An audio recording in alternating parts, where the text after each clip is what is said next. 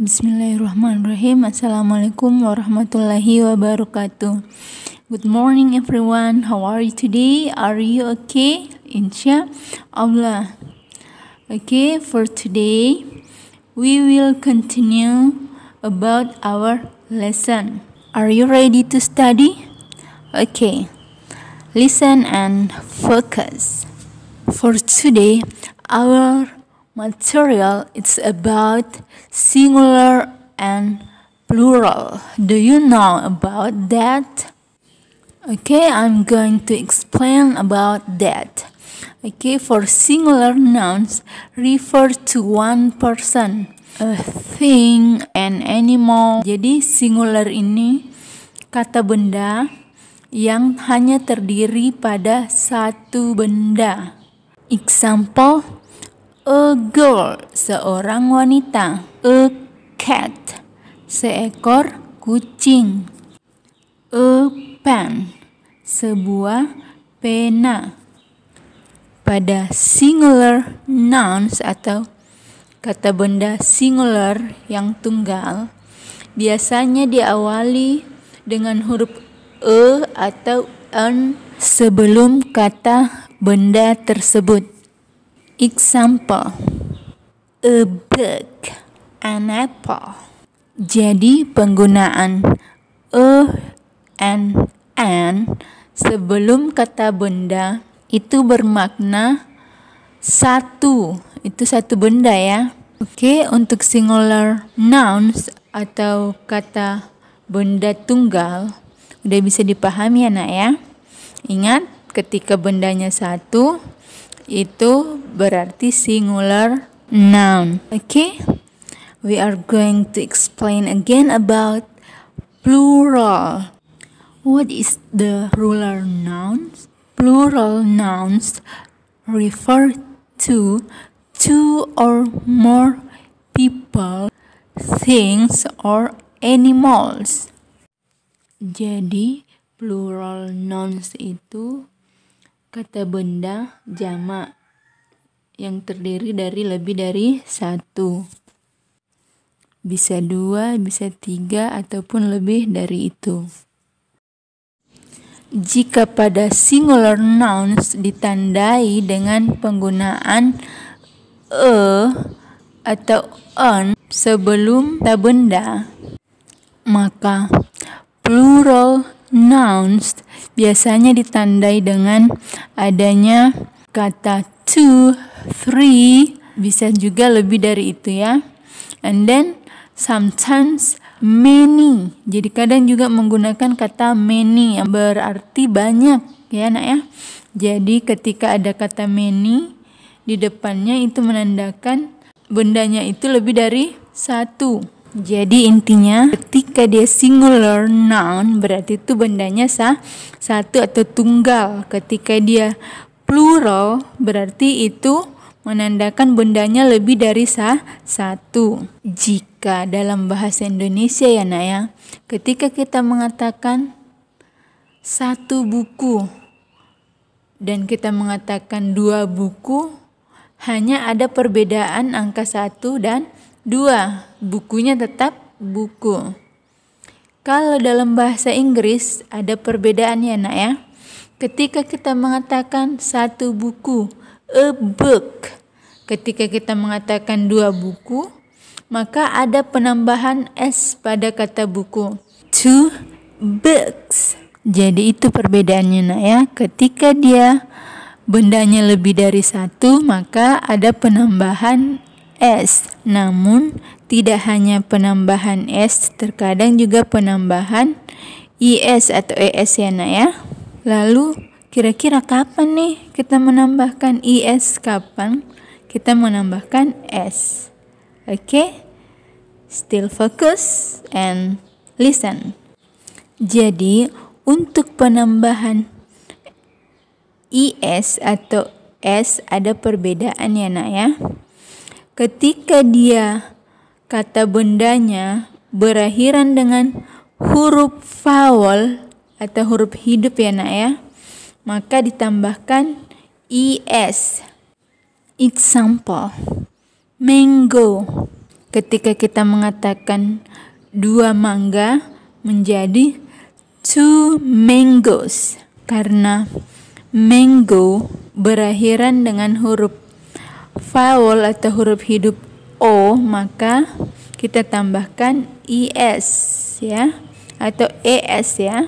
Selain kata yang berakhiran dengan huruf vowel yang harus kita tambahkan es ketika bendanya lebih dari 1, ada juga kata benda yang berakhiran ch, itu juga ditambahkan kata es.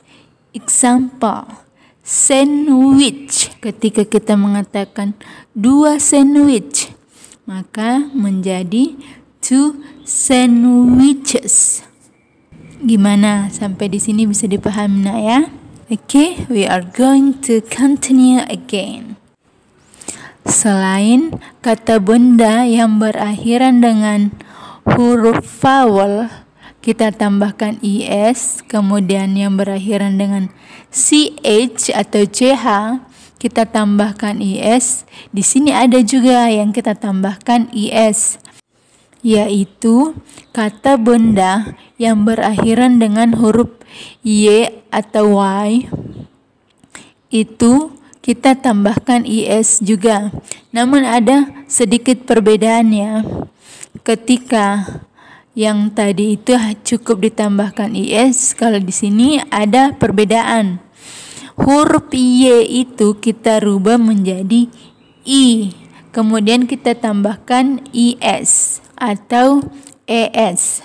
Example, butterfly menjadi butterflies. Jadi mengalami perubahan nak ya.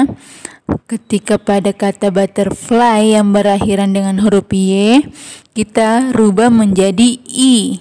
Setelah itu kita tambahkan es. Bisa dipahami ya nak ya? Oke, kita lanjutkan lagi nih.